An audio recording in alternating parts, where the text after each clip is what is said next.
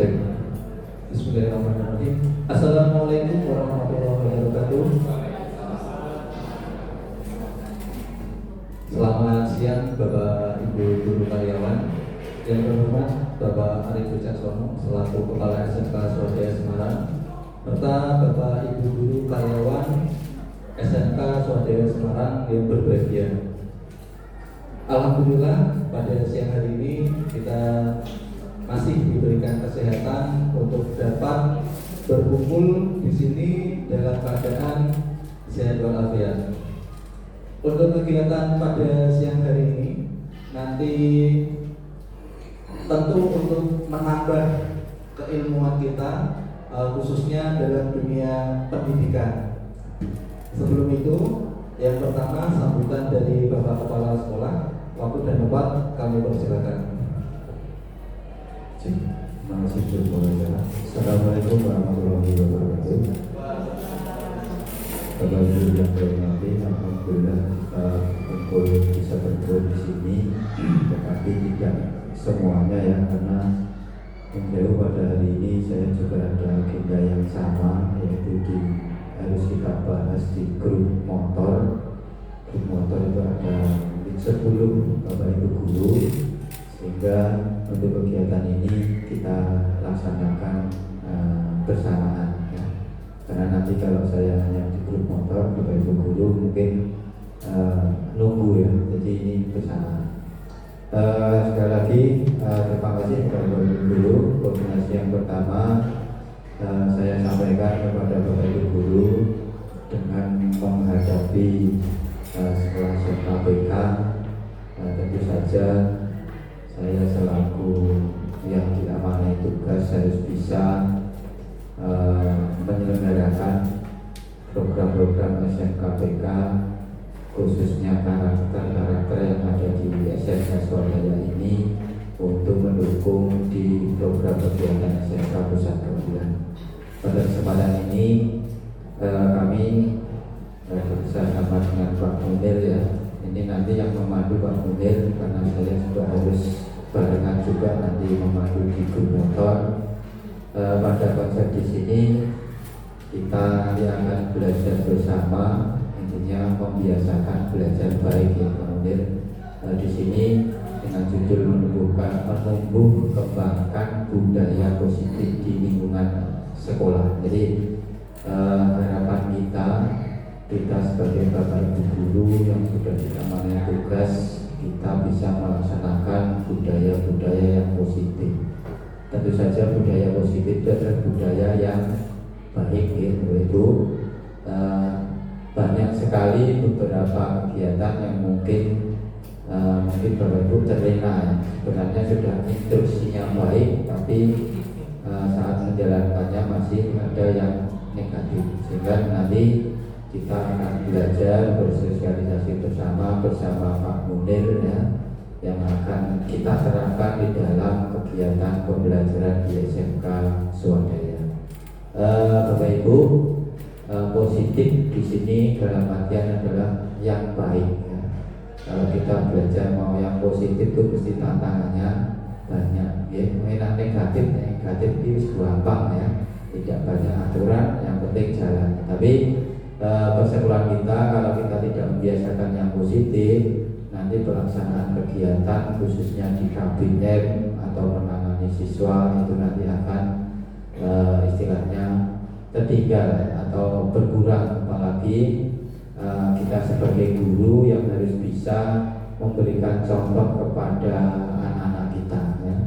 Kalau gurunya aja tidak berbudaya positif, apa yang dibayangkan dengan anak-anak kita ya. Intinya kita di sini sebagai panutan anak-anak, harapannya kita bisa berkoordinasi, bersosialisasi tentang kegiatan-kegiatan apa yang mungkin di dalam tanggapan anak itu nanti kegiatan itu dikategorikan positif ya.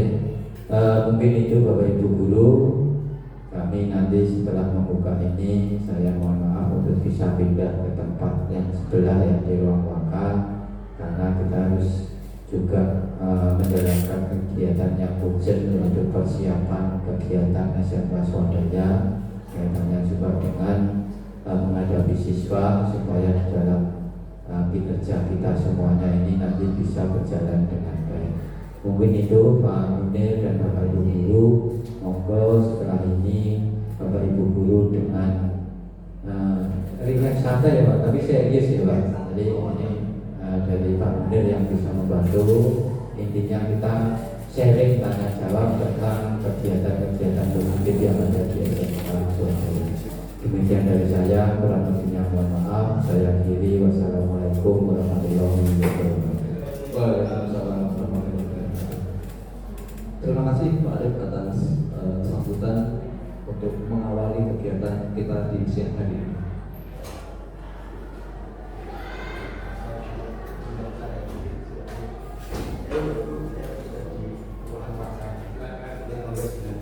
Terima kasih Pak Arif. Izin berdiri nih Bapak Ibu.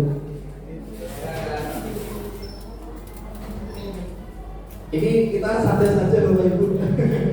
Pak Ika boleh sini Pak, Pak. Sama Pak Ramadan ini, Pak Ramadan sendiri ya.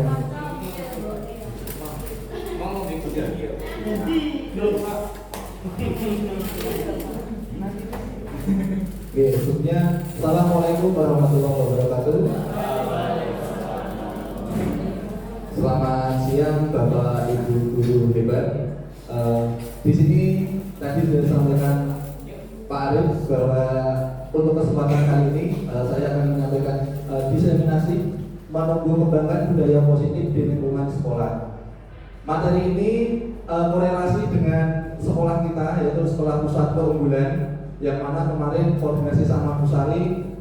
Wah itu sangat baik sekali Pak untuk coba dibagikan bersama dengan Bapak Ibu guru yang lain. Betulnya agendanya sudah minggu kemarin, tapi minggu kemarin kita ada kegiatan yang cukup padat di sekolah sehingga baru bisa terlaksana hari ini.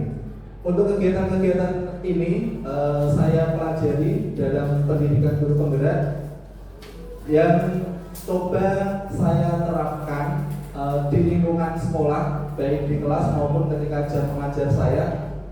Mungkin dari Bapak Ibu guru nanti juga sudah banyak menerapkan, tapi mungkin beberapa poin juga ada yang baru dan saya pun juga baru mengetahuinya. Sehingga dalam kegiatan pada siang hari ini kita di sini sharing ya. Nanti kita akan lebih banyak berdiskusi daripada mendengarkan saja. Kita saling berdiskusi saja. Setuju ya Bapak Ibu? Oke, setuju.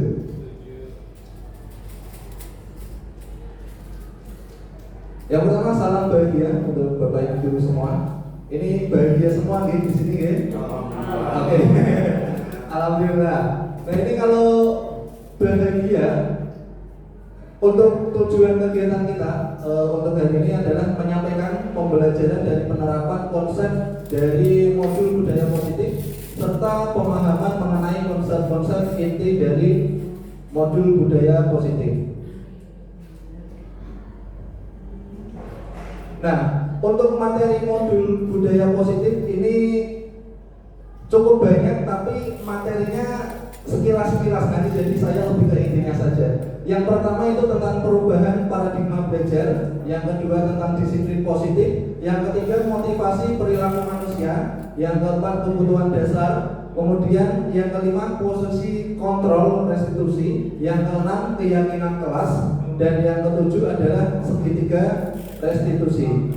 Mungkin beberapa sudah ada, wah ini udah terbiasa seperti ini, tapi ada beberapa mungkin poin yang masih baru seperti itu nggih Bapak Ibu nggih. Kira-kira yang masih baru di poin 1, 2, 3, 4, 5, 6 atau 7 nggih? Poin 7 nggih. Nah, sebelum sampai ke poin 7 itu tahapannya ada 1 sampai 6 dulu. Nah, kita masuk untuk yang pertama. Sebelum ke materi pertama, kita ice breaking dulu untuk Bapak Ibu.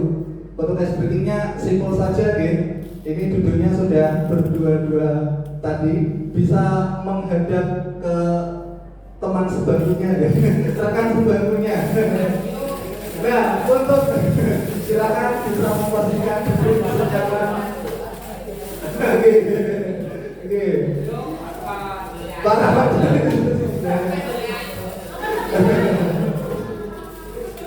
Oke, instruksinya singkat ringkas padat saja gitu.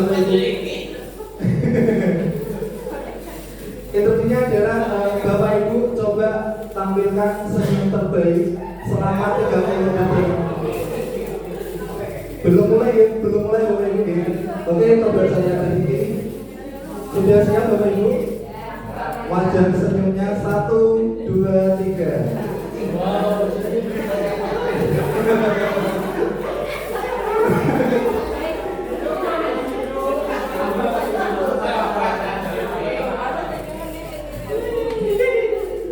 Sudah Bapak Ibu, boleh tepuk tangan buat Bapak Ibu. Oke, ini duduknya masih ada apa gitu.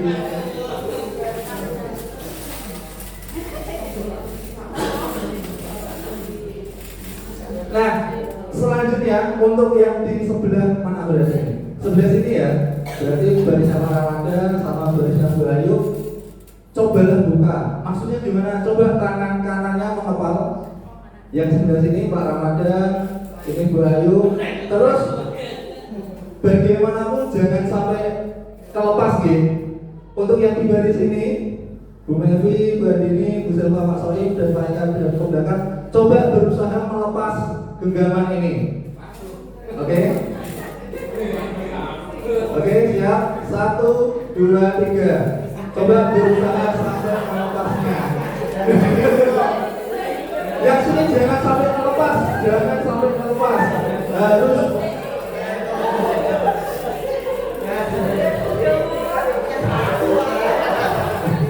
Jangan sampai melepas, yang sini berusaha melepas. 3, 2, 1. Oke, ada yang terlepas dulu? Iya ada. Oke, sekarang gantian. Yang sebelah sini menghafal, silakan. Barisan yang sini akan coba membuka dengan sekuat tenaga, mau dirayu-rayu, mau diapa, silakan. Siap? 1, 2, 3. Ayo. Silakan. Bisa.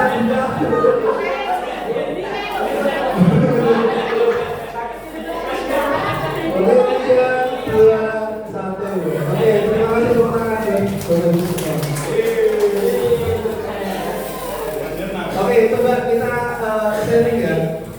Kira-kira tadi untuk genggaman tangan ada yang terlepas Bapak Ibu? Gak ada. Tertutup semua. Oke, kira-kira kenapa yang tidak bisa membukanya, kenapa ya? Mengapa tidak bisa membuka genggaman tangannya itu? Karena bersatu. Oke, bagus buat Mas Salim. Selanjutnya mungkin ada yang bisa memberikan pendapat. Ketahanan, karena nggak mau membuka gitu ya Bu ya. Oke, bagus. Oke, jawabannya betul semua gitu Bapak Ibu ya. Jadi coba bukalah ini. Nanti dia masuk ke materi perubahan paradigma belajar. Ketika tangan tadi menutup, kira-kira orang lain mau mencoba membuka, tapi kalau diri kita sendiri tidak mau membuka, tangan tersebut apakah juga terbuka? Tidak ada, gitu. Berarti yang punya kontrol siapa? Diri sendiri, gitu. Nah ini sama juga Bapak Ibu. Perubahan paradigma belajar. Di sini ada beberapa teori kontrol yang disampaikan oleh Dr. William. Yang pertama itu adalah ilusi guru mengontrol murid. Ilusi guru mengontrol murid. Ketika kita dalam kelas mungkin seolah-olah siswa itu mendengarkan kita melakukan apa yang kita perintah seperti itu ya enggak? Itu adalah seperti ilusi ternyata. Kemudian yang kedua, ilusi bahwa semua penguatan positif dalam arti ini adalah rujukan efektif dan bermanfaat. Ternyata itu ilusi Bapak Ibu. Kemudian yang ketiga, ilusi bahwa kritik dan membuat orang merasa bersalah dapat menguatkan karakter. Yang selanjutnya, ilusi bahwa orang dewasa memiliki hak untuk memaksa. Nah ini coba kita sambil introspeksi diri mungkin gitu. Saya sendiri juga ketika mendengar introspeksi ini, iya ya. Ketika anak di hadapan saya mungkin akan manut karena saya memiliki memaksa. Tapi ketika dengan guru yang lain kok malah beda, ada gurunya sharing ya, sama Bu ini kok, sama Pak ini kok, mana sama ini kok nggak bisa. Nanti ternyata masuk di teori kontrol bahwasanya hal-hal yang ada di depan ini termasuk ilusi yang harusnya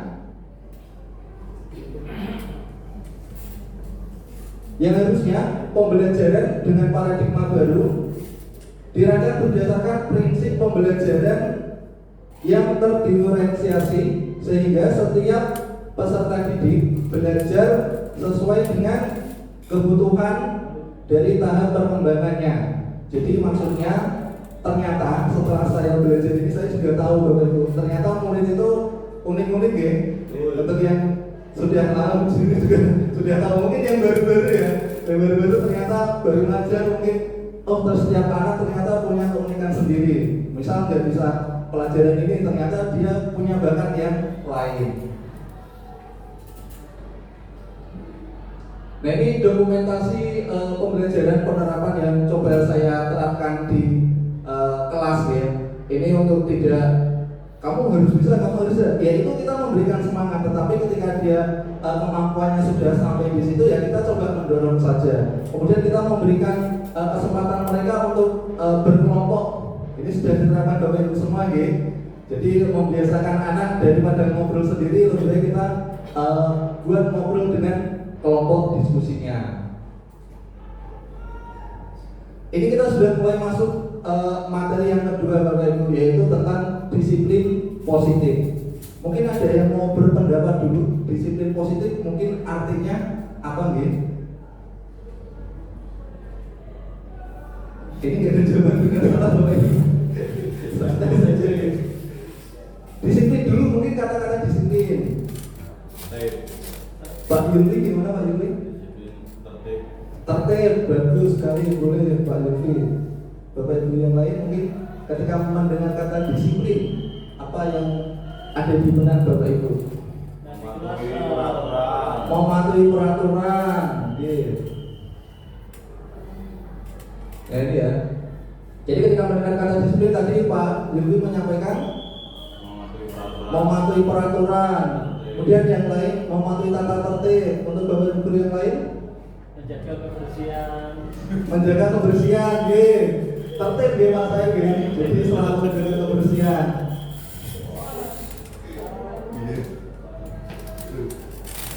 Jadi Bapak Ibu, saya awalnya juga seperti itu ya. Namanya disiplin masjid, baju dimasukkan, dasi rapi, kemudian datang tepat waktu, itu juga salah satunya ternyata.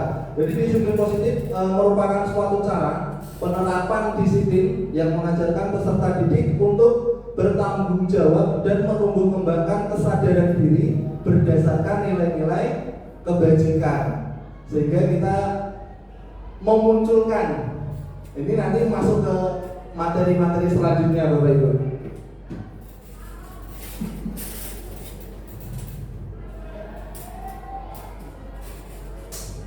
Dengan adanya disiplin diri ini dapat membuat peserta didik memahami dan menyadari dalam melakukan suatu hal yang dilandasi dan berdasarkan motivasi internal, bukan akibat dari paksaan, ujian ataupun hukuman. Nah ini yang masih terjadi di kita, mungkin anak-anak melakukan sesuatu karena takut dihukum. Seperti itu gimana itu Kemudian karena paksaan. Nah ini di sini saya mencoba berbagi untuk ayo bersama-sama kita menumbuhkan motivasi internal kepada peserta didik kita, sehingga dia tidak hanya pada satu guru saja, tapi kepada semuanya dan atas dasar kesadaran diri mereka sendiri.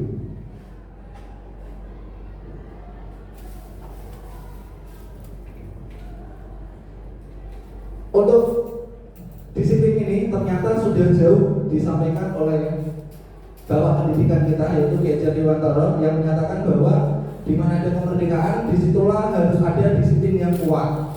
Jadi zaman dahulu Bapak Pendidikan kita, Kiai Hajar Dewantara, itu sudah menggaung-gaungkan untuk disiplin. Nah, untuk disiplinnya itu adalah disiplin yang muncul atas kesadaran diri sendiri.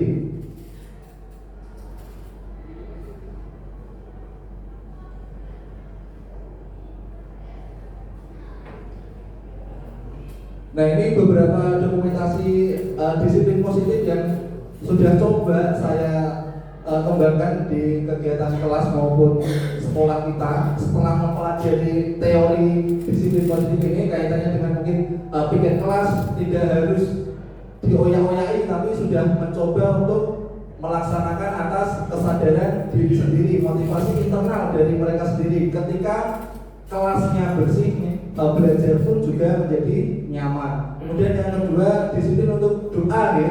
Untuk doa sebelum pelajaran. Kemudian disiplin untuk sholat berjamaah.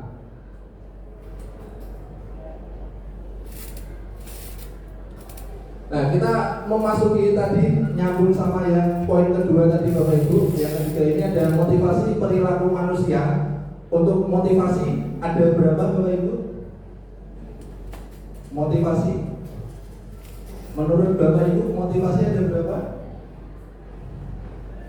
Bu Rosida mungkin bisa menyampaikan?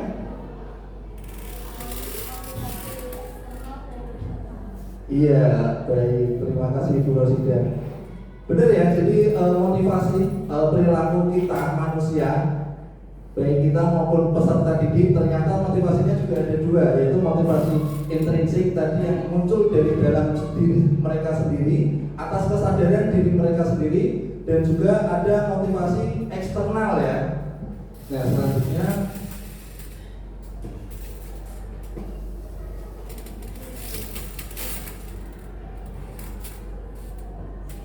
ini di sini ada 3 motivasi perilaku manusia. Yang pertama, untuk menghindari ketidaknyamanan atau hukuman. Yang kedua, untuk mendapat imbalan atau penghargaan dari orang lain.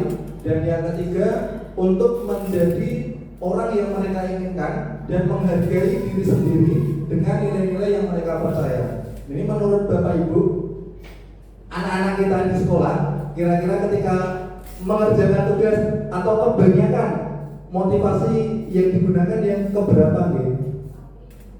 1, 2, atau 3? Yang keberapa Bapak Ibu? 3. Pak Joko 3, Bu Ika 1, Bu Silva 1. Oke. Ini fakta gitu. Ini fakta, nah ini harus kita coba ubah pelan-pelan ya. Jadi untuk motivasi mayoritas ya, mungkin beberapa di saya juga mengalami, masih ada yang pertama ketika mengajar matematika mereka tidak tidak mengerjakan, mereka akan ada ketidaknyamanan atau hukuman. Jadi mereka akan mengerjakan sebaik mungkin dan dikumpulkan seperti itu. Nah, ini sudah coba saya terapkan ke kelas, ke pembelajaran, bahwa bukan seperti itu konsepnya. Konsepnya adalah seperti yang nomor 3. Kenapa kamu belajar? Kenapa kalian ada di sini? Harus menyadari bahwa kalian untuk menjadi orang yang menghargai diri sendiri. Bukankah di luar sana banyak yang belum berkesempatan untuk mendapatkan pendidikan, mendapatkan ilmu seperti kalian yang hadir di sini. Sehingga yang sudah hadir di sini, yang sudah belajar di sini, ayo ditingkatkan lagi semangat belajarnya, bukan karena yang lain, tapi untuk mengupgrade diri sendiri. Itu yang coba saya terapkan ke anak-anak Bapak Ibu. Mungkin Bapak Ibu juga sudah menerapkannya seperti itu. Nah, ini tadi hasilnya ketika saya coba terapkan itu, anak-anak sudah menyadari, oh piket mereka terlaksana. Kemudian untuk menyampaikan pendapat yang sebelumnya mungkin masih malu-malu atau bagaimana, akhirnya bisa menyampaikan. Kemudian sholat berjamaah ya, mungkin beberapa mungkin masih dioyak-oyak ya. Itu mungkin kejadian masih kelas 10, tapi yang kelas 11-12 ya alhamdulillah sudah lebih baik daripada yang sebelumnya. Nah, ini Bapak Ibu yang sangat menarik. Ternyata hal-hal tersebut tadi itu bisa kita mulai terapkan dengan keyakinan kelas atau sekolah. Kemarin sudah sempat disinggung juga ya. Nah, ini mengapa kita memiliki peraturan tentang penggunaan helm pada saat mengendarai kendaraan roda 2 atau motor? Menurut Bapak Ibu, berdasarkan teori tadi, teorinya tadi motivasi ada 3 ya. Ada yang pertama karena menghindari hukuman atau pelanggaran, yang kedua karena dapat imbalan atau penghargaan, yang ketiga karena sadar diri. Ini menurut Bapak Ibu, untuk Bapak Ibu sendiri, kenapa kita memiliki peraturan tentang penggunaan helm? Maksudnya yang motivasi 1, 2, atau 3? Ketiga, ya. Alhamdulillah. Tapi untuk anak-anak kita mungkin bagaimana? Apakah juga sama dengan kita? Ya, beberapa sudah ada sama dengan yang motivasi yang ketiga, tapi beberapa mungkin masih yang kedua. Mendapat penghargaan, ini sopo tuh. Nah, ini karena mereka masih pencarian jati diri seperti itu, Bapak Ibu.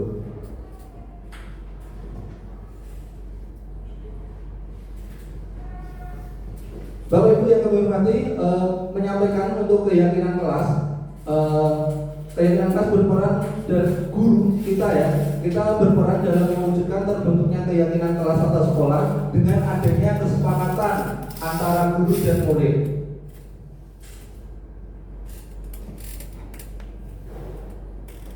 Untuk menentukan keyakinan kelas, ini ada beberapa langkahnya atau secara teorinya seperti ini. Yang pertama, keyakinan kelas itu lebih bersifat abstrak daripada peraturan. Kalau peraturan sama keyakinan kelas itu sama atau beda gitu Bapak Ibu nantinya? Sama atau beda Bapak Ibu? Beda. Pak Rafi bisa menyampaikan alasannya? Karena kesepakatan antara guru dan siswa itu sama-sama pengen enak gitu. Ya. Kemudian kalau yang peraturan? Kalau peraturan itu biasanya lebih malam ke sekolah. Oke, luar biasa sekali. Boleh tepuk tangan buat kita semua. Oke, betul ya yang disampaikan Pak Rafi. Tadi kalau keyakinan kelas atau kesepakatan itu kira-kira kalau disepakati satu orang saja bisa betul gitu Bapak Ibu? Betul saja gitu. Paling tidak di kesepakatan atau keyakinan kelas itu disepakati oleh dua belah pihak. Dalam hal ini adalah kita selaku guru dan juga peserta didik. Kalau yang saya kalau peraturan tadi yang disampaikan Pak Rafi adalah peraturan yang sudah tertulis, yang baku sudah ada di sekolah. Siswa suka nggak suka harus patuh, betul ya? Tapi terkadang masih ada pelanggaran ya, mungkin karena tadi balik ke materi yang sebelumnya, karena siswa mungkin motivasinya belum secara penuh untuk kesadaran diri mereka sendiri.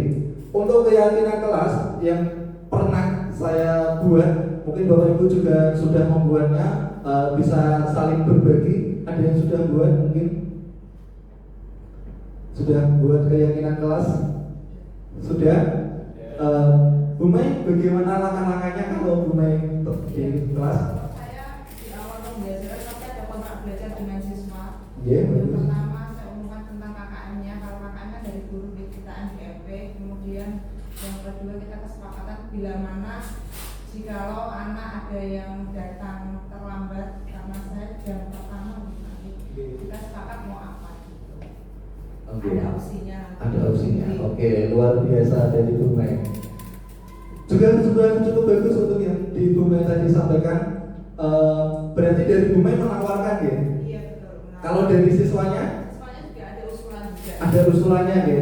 Oke. Betul, luar biasa.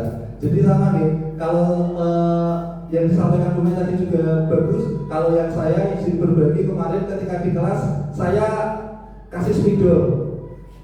Sebelum menuliskan, saya berikan penjelasan tadi materi-materi disiplin positif, motivasi internal. Tadi saya berikan kepada peserta didik. Kemudian saya coba tuliskan yang pertama, tidak boleh datang terlambat ketika masuk jam pelajaran. Kemudian yang kedua, 3, 4 dan seterusnya saya persilahkan mereka untuk menuliskan. Ternyata apa yang terjadi Bapak Ibu? Sangat sepakat sekali mereka. Yang kedua dia tulisnya boleh makan. Oke, lanjutnya boleh tidur. Lanjutnya boleh main game. Lanjutnya boleh main HP. Gak masalah Bapak Ibu. Kita berikan apresiasi kepada mereka yang sudah berani menyampaikan pendapat. Ketika ditanyai semuanya sudah ada tambahan lagi atau enggak, baru gantian kita. Kalau tadi itu kan berarti baru dari peserta didik nggih. Nah, sekarang coba kita sepakati bareng-bareng. Kalau saya lebih bukan melarang ya. Kalau kita tidak melarang. Tadi yang poin kedua misalkan boleh makan. Saya tambahin boleh makan dengan catatan satu makan misalkan makan apa? Oh, makan permen berarti satu kelas kasih permen. Termasuk Pak Munir juga kasih permen. Oh, satu makan gorengan berarti semuanya kasih gorengan semua termasuk Pak Munir. Kira-kira terus siswa apa yang terjadi Bapak Ibu? Jadi melanjutkan kesepakatannya? Tidak, tidak melanjutkan. Itu kan bentuk-bentuk kita memberikan kesepakatan. Oke, kalian sepakat tapi Bapak juga sepakat dengan catatan seperti ini. Kita lanjutkan atau tidak? Oh, tidak Pak, kita ganti yang lain. Oke, lanjutnya boleh minum. Oke, kalau boleh minum, saya juga setuju boleh minum dengan catatan airnya dalam botol. Airnya dalam botol atau bawa tumbler. Karena pengalaman dulu tadi ketika pembelajaran, kalau saya seringnya berkelompok Bapak Ibu, pakai biasanya PBL, kemudian PJBL dan juga biasanya pakai tutor sebaya, sehingga anak akan berganti-ganti kelompok. Yang kejadian itu dulu airnya tumpah pakai yang cup itu ya, pakai cup esnya mencair kena buku, kemudian kesenggol jatuh nggak jadi pelajaran malah ngepel kelas. Nah itu yang terjadi dulu, sehingga boleh minum. Itu adalah kesepakatan yang bisa kita kembangkan, baik untuk peserta didik juga baik untuk kita selaku guru. Ada pertanyaan sampai sini Bapak Ibu? Betul? Oke, kita lanjutkan ya. Nah ini Bapak Ibu, coba kita bersama-sama ya. Yang pertama, peraturan kelas, peraturan kemudian keyakinan kelas. Kalau keyakinan itu adalah sikap-sikap yang kita inginkan. Contohnya yang pertama, selalu mengembalikan buku pada tempatnya. Ini keyakinan kelas apa yang ingin kita munculkan pada peserta didik? Kira-kira apa ya? Selalu mengembalikan buku pada tempatnya.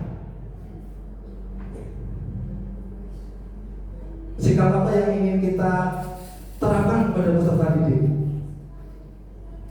Monggo, ada yang mau berpendapat? Bertanggung jawab. Bertanggung jawab, oke Pak Yulfi. Yang lain Bapak Ibu ada yang beda atau sama? Kerapian Pak Joko boleh. Yang lain? Bertanggung jawab sama kerapian ya? Oke, kita keep dulu yang pertama, kerapian, tanggung jawab. Kemudian yang kedua, dilarang mengganggu orang lain. Sikap apa yang ingin kita tumbuhkan pada peserta didik kita? Dilarang mengganggu orang lain, usil pada orang lain. Kadang-kadang kalau di kelas yang duduk belakang cowok atau depan cewek kan sok nendang-nendang kursinya gitu ya. Atau memperhatikan Bu Mai? Etika boleh, bagus. Menghargai, menghormati Pak Rafi. Ketertiban, Masya Allah, luar biasa. Oke, kita cek dulu. Lanjut yang ketiga, hadir di sekolah 15 menit sebelum pembelajaran dimulai. Disiplin, sepakat ini nggih? Oke, lanjut. Dilarang melakukan kekerasan. Menghargai, menghormati. Oke. Kemudian dilarang menggunakan narkoba. Ya, yang ingin kita tampilkan pada peserta didik. Kalau pakai narkoba itu jadi sehat nggak ya? Oke, guru sama terus kesehatan ya, dilarang menggunakan narkoba. Keyakinan maksudnya adalah untuk kesehatan, karena efeknya kalau pakai narkoba kan jadi kurus, kering, terus stamina menurun itu ya. Kemudian lanjut bergantian atau menunggu giliran. Budaya antri. Yang lain sepakat atau ada tambahan? Sepakat ya. Oke, lanjut menggunakan masker. Kesehatan. Yang terakhir, jangan berlari di kelas atau di lorong-lorong kelas. Ketenangan. Kenyamanan. Oke, luar biasa Bapak Ibu. Betul semuanya. Oke, tadi ya. Jadi mengembalikan buku ke tempatnya untuk tanggung jawab ya. Setelah mengambil, kemudian dilarang mengganggu orang lain, menghormati, kemudian hadir di setelah 15 menit sebelum pembelajaran dimulai menghormati orang lain, berkomitmen.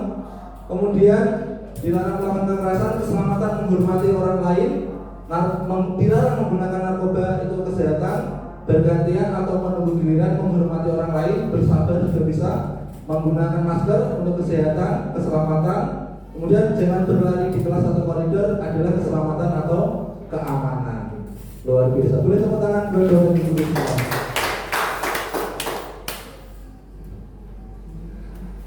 Dan ini adalah dokumentasi penerapan yang sudah coba saya terapkan keyakinan kelas di kelas ketika pembelajaran matematika maupun sebagai wali kelas. Ini untuk tadi terkait dengan kedatangan, kemudian tanggung jawab, disiplin, dan juga untuk piket dan itu semua.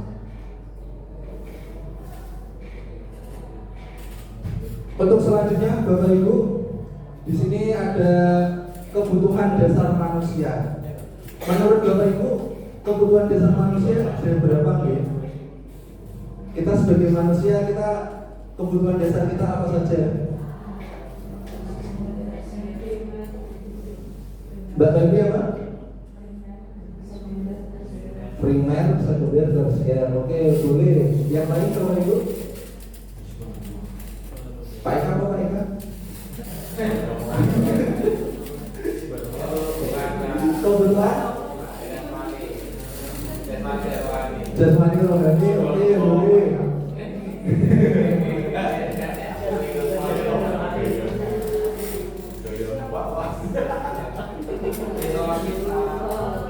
Ya, ini ternyata Bapak Ibu berdasarkan teori pembelajaran yang saya pelajari teorinya, kebutuhan dasar manusia itu ada 5. Yang pertama itu kebutuhan untuk bertahan hidup. Kemudian yang kedua kebutuhan kasih sayang dan rasa diterima. Yang kedua apa Pak Eka? Pak Eka yang kedua apa Pak Eka? Kasih sayang. Butuh kasih sayang ya Pak? Oh siap. Oke.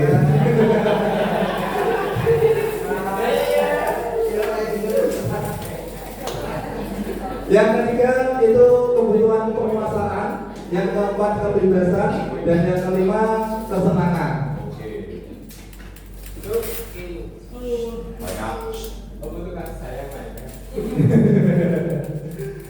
Dan di sini ada sebuah kasus minta bantuan Bapak Ibu untuk mengidentifikasi ini termasuk kebutuhan apa nanti ya.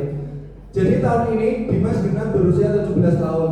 Ia senang sekali ketika ayahnya mulai mengajarkan cara menyetir mobil.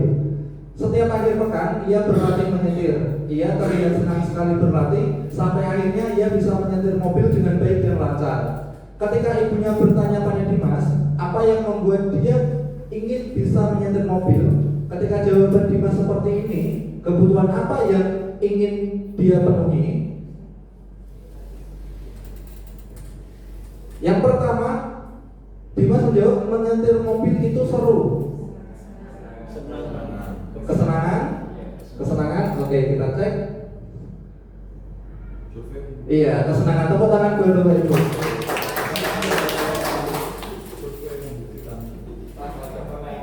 Yang selanjutnya, Dimas menjawab biar bisa jalan-jalan naik mobil sama teman-temanku.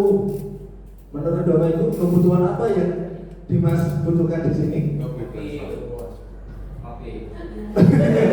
lima kebutuhan yang tadi mereka bukan itu kasih sayang, kekuasaan, sama kebebasan, kesenangan. Kebebasan. Ada yang lain? Masih juga? Sama?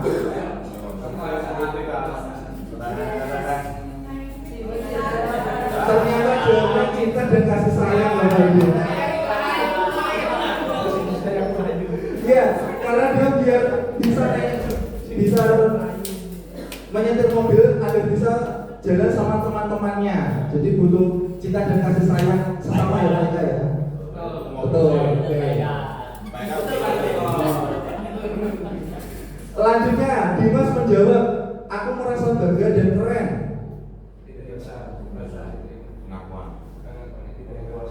Penguasaan, kebebasan, kesenangan, Kekuasaan. kekuasaan. Oke, kita cek. Teng-teng.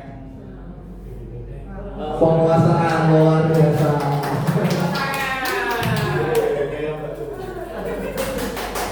Yang terakhir, Dimas menjawab ibunya, aku senang bisa pergi ke tempat-tempat yang aku suka.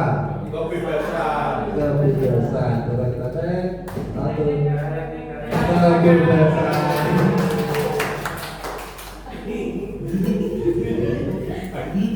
Oke, jadi itu tadi tentang kebutuhan dasar manusia Bapak Ibu dalam lingkup yang umum ya. Nah sekarang coba kita masukkan ke dalam lingkup pembelajaran. Nah di sini ada studi kasus Ibu Santi, guru wali kelas 10 di SMK Berkajaya, sedang bingung menghadapi ulas satu murid di kelasnya, yaitu Rino.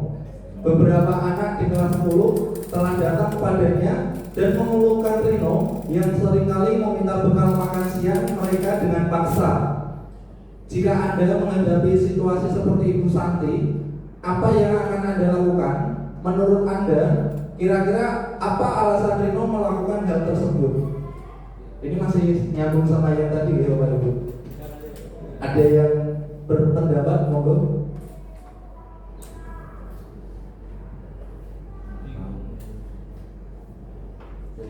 Ulangi lagi Pak. Ya, jadi kasusnya Ibu Santi itu wali kelas 10. Nah, dalam kelasnya Ibu Santi itu ada satu anak atas nama Rino. Ketika jam makan siang, Rino seringkali meminta bekal makan siang teman yang lainnya. Nah, kira-kira jika Bapak Ibu menjadi Ibu Santi, apa yang akan Bapak Ibu lakukan dan kira-kira kenapa Rino melakukan hal tersebut? Kaitannya dengan kebutuhan dasar tadi. Atau kan berarti kira-kira Rino ini mempunyai kebutuhan dasar apa yang belum terpenuhi? Nah, gitu aja. Kasih sayang. Ada yang lain? Pak Joko mungkin bisa menyampaikan alasannya kenapa kasih sayang? Kurang saya lihat itu pengakuan akan diterima dari teman-temannya. Di sisi lain mungkin Rino tidak ada yang mempersiapkan bekalnya dari rumah. Luar biasa.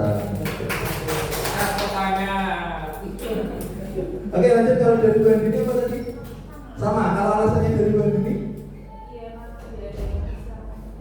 Ya, dia mempersiapkannya juga. Jadi butuh kebutuhan dasar yang belum terpenuhi, yaitu cinta dan kasih sayang tadi ya. Oke. Ternyata Bapak Ibu, jawaban untuk yang kasus Rino ini ada beberapa versinya. Untuk yang versi pertama, mungkin karena ia lapar, orang tuanya tidak membawakan bekal makan siang, maka kebutuhan dasar yang sedang berusaha dipenuhi oleh Rino adalah kebutuhan. Iya. Ini kasus yang pertama ya. Misalkan kita asumsinya adalah karena Rino lapar dan tidak ada disiapkan, maka kebutuhan yang ingin dipenuhi Rino adalah bertahan hidup. Kemudian kalau yang kedua, karena ia merasa senang temannya menjadi memperhatikannya. Ketika diminta mesti kan orangnya akan menyebut namanya seperti itu, nggak Bapak Ibu nggih? Atau bahasanya jahil gitu ya. Baik kan nggak jahil ke Bu Ayu kan? Enggak ya. Ketika temannya melaporkan tindakannya itu pada gurunya dan gurunya memberitahu orang tuanya, sehingga orang tuanya menjadi memperhatikannya, maka kebutuhan dasar yang sedang dipenuhi Rino adalah kebutuhan akan kasih sayang dan rasa diterima. Bisa seperti ini kita asumsinya. Masih ada asumsi yang ketiga Bapak Ibu. Mungkin karena temannya jadi takut dengannya dan menuruti keinginan Rino untuk memberikan bekal makan siangnya, maka sebetulnya Rino sedang berusaha memenuhi kebutuhan dasarnya, yaitu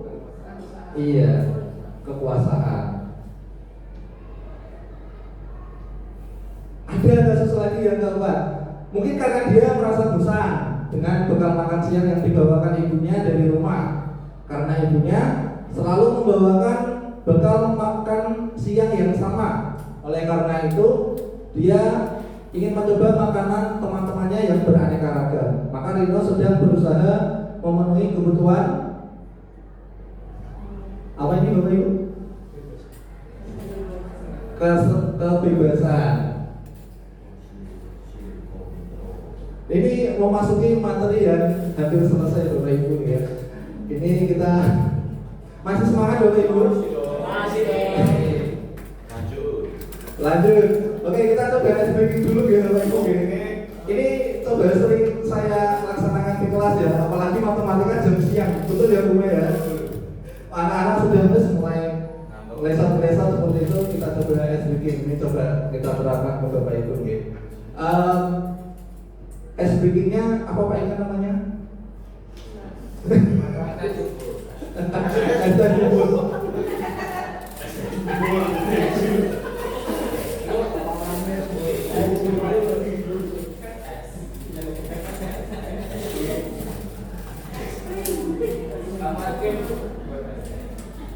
Baiklah mau memberikan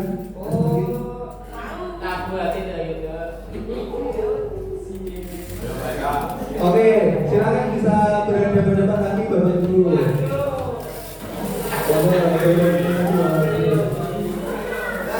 Saya biasanya karena di kelas itu kan kita berdua-dua gitu. Jadi saya coba carinya yang berpasangan-pasangan seperti itu. Untuk selanjutnya, untuk speakingnya adalah kita bercermin. Bercermin ya Bapak Ibu ya. Sebenarnya katanya cermin. Untuk yang di sebelah sini minta tolong untuk yang pertama jadi cermin, yang sebelah sini mohon berkenan jadi cermin. Untuk yang di sini Bapak Ibu bercermin ketika mau berangkat sekolah, persiapannya kan mesti menghadap cermin deh. Ya, ini silakan kita mulai 3, 2, 1, monggo. Cermin berarti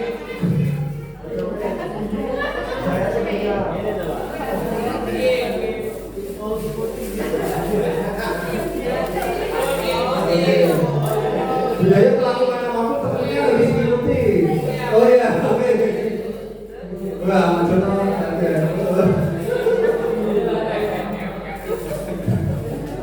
Bapak saya terkira udah jalan sendiri, ini tidak kecilan. Oke, sudah boleh tepuk tangan dua-duanya. Oke, kita langsung ada depan lagi Bapak Ibu. Kita masuki tema materi yang selanjutnya, yaitu tentang posisi kontrol. Menurut Bapak Ibu, posisi kontrol kita sebagai seorang guru itu apa kepada peserta didik kita? Kita memposisikan diri kita sebagai guru kepada peserta didik itu guru yang seperti apa? Guru yang tidak pilih kasih, Guru yang tidak pilih kasih, guru yang berwibawa, guru yang berwibawa, guru yang bijaksana. guru yang bijaksana. Tepuk tangan buat Pak Julfi.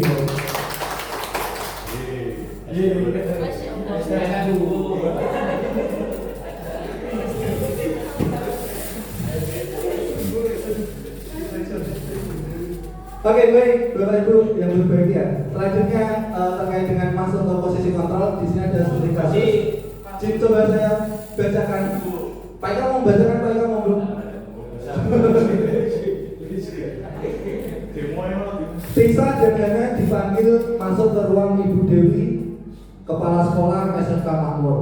Ibu Dewi baru saja mendapatkan pengaduan dari Ibu Tisa bahwa Hana menggunakan kata-kata kasar dan merendah-rendahkan Tisa di sosial media. Bila Anda posisi sebagai Ibu Dewi, penerapan disiplin apakah yang akan Anda lakukan untuk kasus tersebut? Jadi di sekolah SMK Makmur itu ada Ibu Dewi ya, Ibu Dewi selaku kepala sekolah memanggil Tisa dan Hana. Kenapa mereka dipanggil? Ternyata Ibu Dewi mendapat laporan dari ibunya Tisa bahwa Hana, temannya Tisa ini menjelek-jelekan, menggunakan kata-kata kasar di sosial media yang menjelekkan Tisa.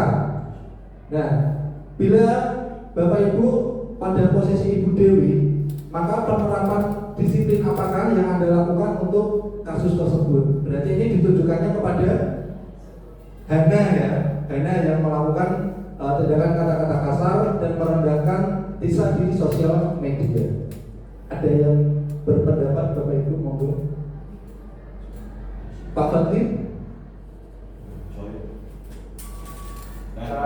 Pertama cari tahu dulu alasannya si Hana mengapa dia menjelek-jelekan si Tisa di media sosial, apa alasannya. Oke, terus? Setelah mengetahui bahwasanya alasannya si Hana itu menjelek-jelekan Tisa, baru kita mengambil keputusan bahwa si Hana Hana itu diberikan karantina seperti itu. Karantina luar biasa berkat.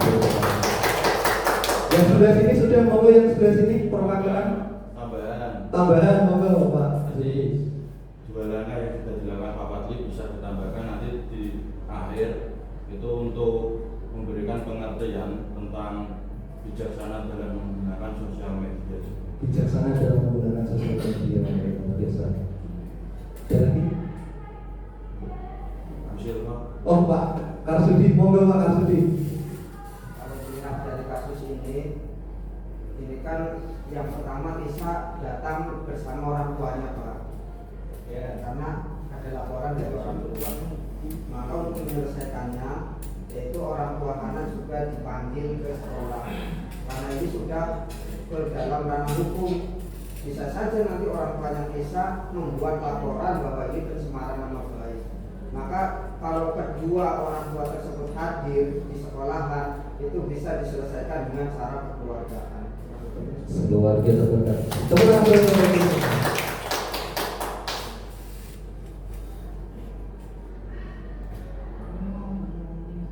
Ya, jadi yang disampaikan Bapak Ibu tadi sudah benar ya. Jadi pada teori yang saya pelajari terkait dengan posisi kontrol itu ada 5 Bapak Ibu. Yang pertama itu sebagai penghukum, yang kedua pembuat rasa bersalah, yang ketiga sebagai teman, yang keempat pemantau, dan yang kelima itu manajer. Mungkin dari Bapak Ibu bisa mereview ya, introspeksi kemarin saya itu sebagai apa? Jika ini masih belum jelas, di sini ada penjabarannya Bapak Ibu. Jadi ternyata untuk posisi kontrol kita sebagai guru itu kalau sering menghukum atau membuat orang merasa bersalah, itu identitas yang kurang baik. Karena apa? Karena itu akan membekas pada siswa. Mungkin Bapak Ibu bisa melihat masa lalu ketika bersekolah, ketika Bapak Ibu sebagai siswa, bagaimana Bapak Ibu guru panjenengan dulu itu memperlakukan panjenengan ketika membuat suatu kesalahan. Apakah masih teringat atau sudah bilang masih sangat teringat ya? Itu pun juga akan membekas pada peserta didik kita ketika kita melakukan hal yang sama. Maka di sini ketika kita memposisikan diri tadi sebagai penghukum dan pembuat rasa bersalah, ternyata itu hal yang harus kita hindari. Kemudian untuk yang identitas berhasil atau sukses, ini sebagai teman atau pemantau. Jadi kita seperti ketika siswa melakukan suatu kesalahan atau tidak mau melakukan suatu kesalahan, jika kita memposisikan sebagai teman, ayolah lakukan demi ibu, atau masa kamu tidak mau, ingat tidak, ibu pernah bantu, itu sebagai teman. Jadi kita memposisikan diri sebagai teman. Kemudian kalau sebagai pemantau, itu kita mengingatkan lagi kepada peraturannya. Contohnya apa peraturannya, kemudian berapa banyak bintang yang harus saya peroleh untuk kamu, berapa halaman yang harus saya tulis. Nah itu adalah jawaban-jawaban siswa, itu sebagai pemantau. Tapi yang paling baik atau yang paling ideal berdasarkan teori yang saya pelajari adalah posisi kontrol ini adalah kita sebagai guru memposisikan diri kita sebagai manajer, Bapak Ibu. Manajer. Jadi ketika siswa atau peserta didik melakukan kesalahan atau melanggar peraturan atau keyakinan, itu ketika menjadi manajer kita mengajukan pertanyaan-pertanyaan seperti apa yang kita yakini, apa yang bisa kamu kerjakan untuk memperbaiki masalah ini. Kemudian tujuannya itu adalah untuk menguatkan pribadi peserta didik. Kemudian murid meletakkan dirinya sebagai individu yang positif dalam dunia yang berkualitas. Maka siswa akan berkata, bagaimana caranya saya bisa memperbaiki keadaan, kemudian mengevaluasi bagaimana cara untuk memperbaiki diri. Untuk manajer ini nanti ada sangkut pautnya dengan materi yang terakhir tadi, yaitu segitiga restitusi. Nah, pelaksanaannya nanti ada di segitiga restitusi, Bapak Ibu. Dan ini adalah coba dokumentasi, coba saya terapkan untuk ketika siswa belum mengerjakan. Ini coba saya panggil ke depan, kenapa belum mengerjakan? Kemudian apa alasannya? Oh, belum bisa ini atau lupa. Kemudian apa yang bisa kamu lakukan untuk memperbaiki hari ini? Kemudian apa yang akan kamu kerjakan di tugas selanjutnya atau di pembelajaran selanjutnya? Mereka tidak akan mengulangi seperti itu. Jadi kita memberikan penguatan positif, memberikan penguatan motivasi intrinsik kepada peserta didik bahwa hal seperti ini itu kurang baik, sehingga bagaimana kita bersama-sama memperbaikinya. Jadi membuat kesepakatan.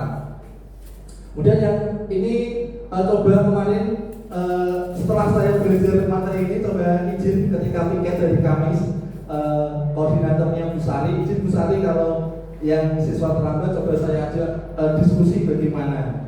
Ini saya juga masih mencoba eksperimen, apakah dengan menerapkan manajer ini, dengan mengajak siswa yang terlambat untuk ngobrol, sebetulnya kenapa kamu terlambat? Ada yang macam-macam, ada yang nunggu jemputan, ada yang nunggu ojek online, nunggu rel sepol kereta lewat yang rumahnya dari Sumatera Utara itu, kemudian ada yang boncengan, nunggu temennya belum siap. Nah, jadi macam-macam. Kemudian setelah mendengarkan alasan-alasan itu, kita coba menyampaikan. Jadi hal tersebut kira-kira kalau terlambat baik atau tidak menurut kamu? Oh, kurang baik, berarti sadar ya ini kurang baik. Kemudian untuk selanjutnya bagaimana? Tindakan apa? Oh, datang lebih tepat waktu untuk ke sekolah biar tidak terlambat, datang lebih basic lagi seperti itu. Kemudian konsekuensinya apa? Nah, ini kita coba masih mencoba konsekuensi ya bahasanya ya. Konsekuensi, kalau konsekuensi dengan hukuman kira-kira sama atau beda Bapak Ibu ya? Konsekuensi sama hukuman sama apa beda? Ada yang mau memberikan pendapatnya? Kenapa berbeda? Ya, kalau hukuman itu misalkan datang terlambat tanpa berhenti langsung ibaratnya push up 50 kali. Kemudian kalau yang bahasanya kalau konsekuensi itu tadi kita sudah ada komunikasi. Oke ya, setuju ya, tidak diulangi lagi ya. Kemudian apabila nanti terlambat lagi bagaimana? Kita coba berikan penawaran. Oh, saya akan melaksanakan push up seperti ini. Nah, itu berarti kan jadi konsekuensinya jika dia akan terlambat. Ya itu tadi kembali lagi ke motivasinya. Motivasinya berarti untuk menghindari hukuman. Padahal itu kalau bisa yang terakhir ya, kalau bisa malah jangan. Kita mencoba untuk menumbuhkan motivasi pada diri peserta didik kita. Nah, ini kita masuk ke materi yang terakhir Bapak Ibu, yaitu segitiga restitusi. Ini materi yang baru, jadi langsung saya sampaikan. Dalam segitiga restitusi ini, tahapan dalam segitiga restitusi ini ada 3 Bapak Ibu. Yang pertama itu menstabilkan identitas, yang kedua validasi tindakan yang salah, dan yang ketiga itu menanyakan keyakinan. Untuk yang pertama, Bapak Ibu, menstabilkan identitas. Jadi kegiatan menstabilkan identitas dilakukan berdasarkan prinsip bahwa membuat kesalahan adalah bagian dari proses pembelajaran yang nantinya akan menggeser dari identitas gagal ke arah identitas sukses. Beberapa kalimat ini nggak harus paten gitu Bapak Ibu, tapi bisa kondisional menyesuaikan kondisi. Kata-katanya yang bisa kita sampaikan di awal ketika menghadapi siswa yang berbuat pelanggaran tata tertib atau keyakinan. Yang pertama, kita bisa menyampaikan berbuat salah itu adalah hal yang manusiawi. Kemudian tidak ada manusia yang sempurna. Kita pasti bisa menyelesaikan permasalahan ini. Yang selanjutnya, Bapak atau Ibu tidak tertarik mencari tahu siapa yang benar dan siapa yang salah. Bapak dan Ibu lebih tertarik untuk menyelesaikan masalah. Yang terakhir, kalau kamu menyalahkan dirimu sendiri terus-menerus, apakah kamu bersikap baik pada dirimu sendiri dan lain sebagainya. Jadi kita menstabilkan emosi, menstabilkan identitasnya tentang apa yang telah peserta didik kita lakukan. Yang kedua, itu adalah kita validasi. Betul tidak? Yang dilakukannya ini adalah dia. Validasi tindakan yang salah dilakukan berdasarkan prinsip bahwa setiap perilaku berupaya memenuhi suatu kebutuhan tertentu. Kebutuhan tadi sudah kita pelajari ya Bapak Ibu ya. Ada apa saja tadi? Bertahan hidup, cinta kasih sayang, kebebasan, penguasaan, dan kesenangan. Kita harus tahu ini, jadi materi ini tuh satu gelondongan sebetulnya. Sehingga guru atau orang tua akan bergeser dari pemikiran stimulus respon menjadi proaktif serta akan lebih mengenali dan mengakui kebutuhan peserta didik.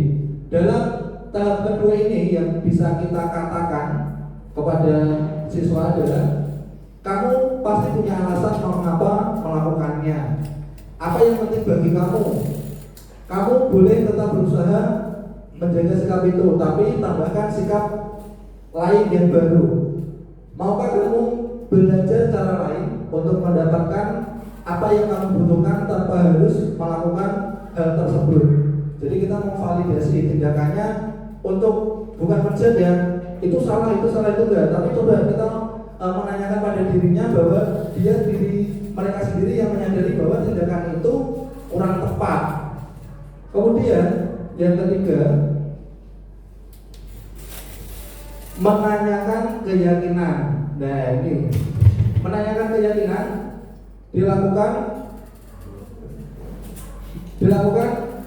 dengan memberikan pertanyaan-pertanyaan bermakna pada peserta didik untuk memunculkan motivasi intrinsik sehingga mampu mengaitkan keyakinannya dengan tindakan yang salah. Nah, untuk menanyakan keyakinan seperti ini Bapak Ibu, nilai apa yang kita percaya di sekolah, kemudian nilai apa yang kita sepakati,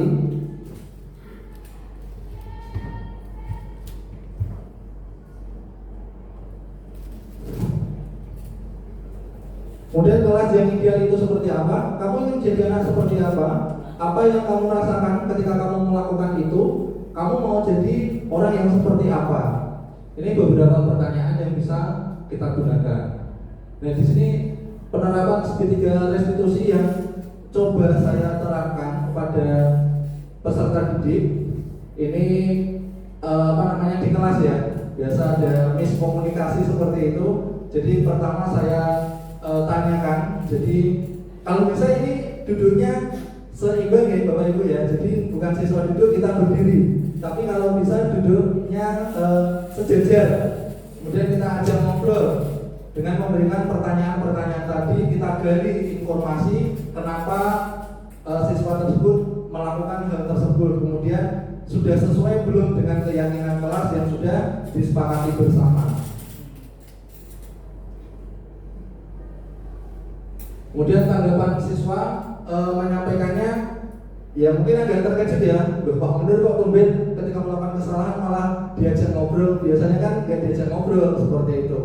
Jadi anak ternyata lebih terbuka akhirnya ketika kita bisa mengajak mereka berbicara hati ke hati gitu. Biasanya seperti itu gitu. Jadi kita melakukan pendekatan melalui ngobrol, kita menggali informasi dari peserta didik tersebut.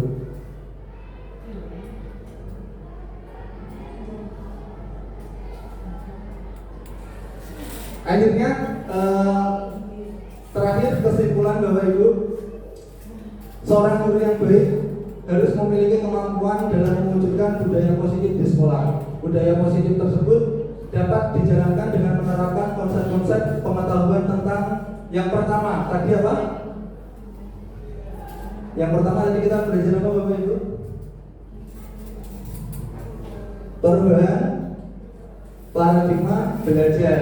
Jadi tadi sudah kita pelajari, kemudian disiplin positif ya, sudah kita pelajari juga, kemudian motivasi perilaku manusia, dan tadi ada intrinsik dan juga ekstrinsik. Kemudian tentang membuat keyakinan kelas atau kesepakatan kelas. Selanjutnya posisi kontrol dan juga segitiga restitusi. Dari sini Bapak Ibu mungkin ada yang mau disampaikan atau sharing atau bertanya, saya akan mencoba menjawabnya. Monggo Bapak Ibu. Atau ada yang mau sharing mungkin? Pak Yudi mau sharing, Pak Yudi, menghadapi siswa yang melakukan pelanggaran seperti itu. Ya Pak. Monggo Pak, berkenan Pak. Ya. Maju Pak. Sekali-kali Pak. Boleh beri semangat buat Pak Yudi.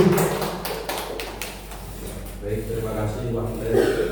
Permisi sebelumnya Bapak Ibu sedikit cerita ya. Kebetulan saya sekarang berada di kelas 11 BR 1 ya Pak.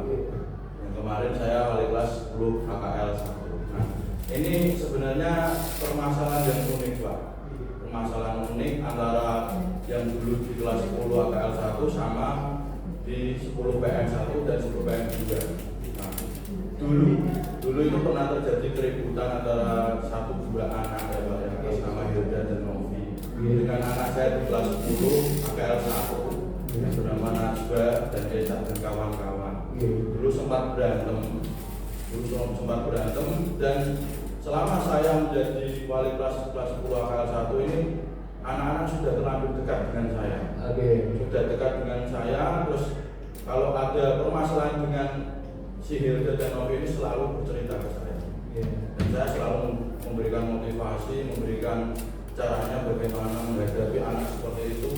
Nah, di sini permasalahan yang unik terjadi sekarang. Apa itu Pak? Uniknya Pak, kelas 11 KKL 1 ini sekarang merasa cemburu. Cemburu Ya.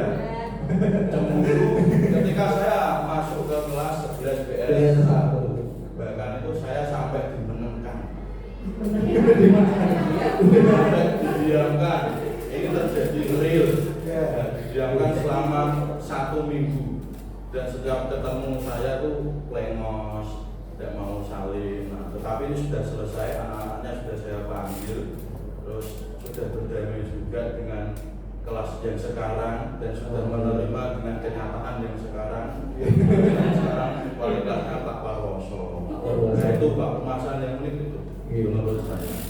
Penyelesaiannya tadi berarti beda. Penyelesaiannya saya ajak untuk konseling kelompok Pak. Konseling kelompok karena memang ruangan kita yang tidak ada untuk kelompok besar, saya bentuk kelompok kecil. Konseling kelompok saya temukan di ruang BK dengan anak-anak saya yang kemarin.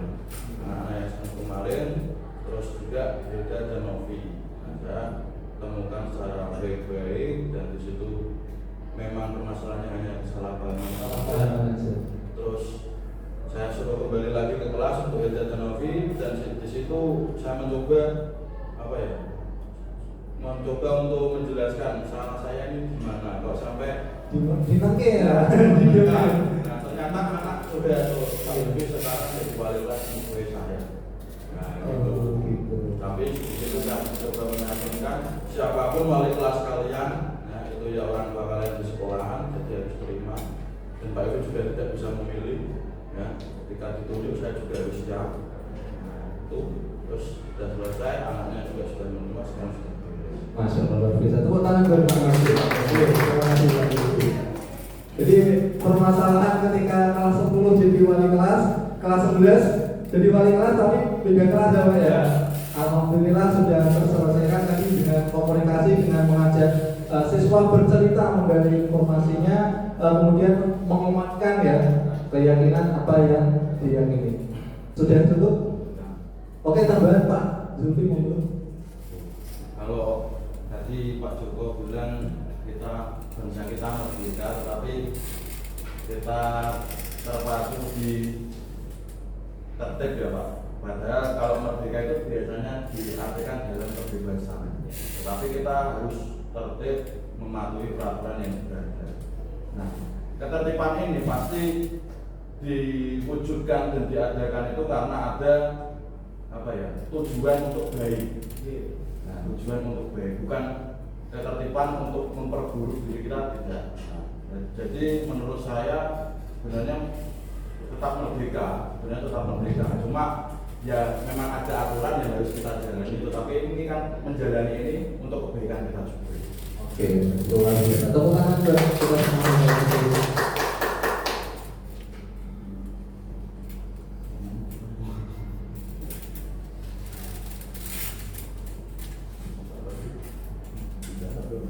Oke, akhirnya kita sampai di slide yang terakhir. Saya ucapkan terima kasih pada Bapak Ibu guru hebat yang sudah berkenan hadir siang hari ini di ruangan ini untuk sekali lagi kita belajar di sini Bapak Ibu. Mohon maaf saya kalau ada tutur kata yang kurang berkenan atau bahasanya menggurui, saya tidak bermaksud seperti itu. Saya hanya ingin membagikan sesuatu yang saya peroleh dan siapa tahu hal tersebut dapat bermanfaat dan bisa kita wujudkan bersama-sama, mewujudkan budaya positif di lingkungan SMK Swadaya Semarang. Terakhir, semoga kita tergerak, lekas bergerak dan mari menggerakkan. Terima kasih teman-teman.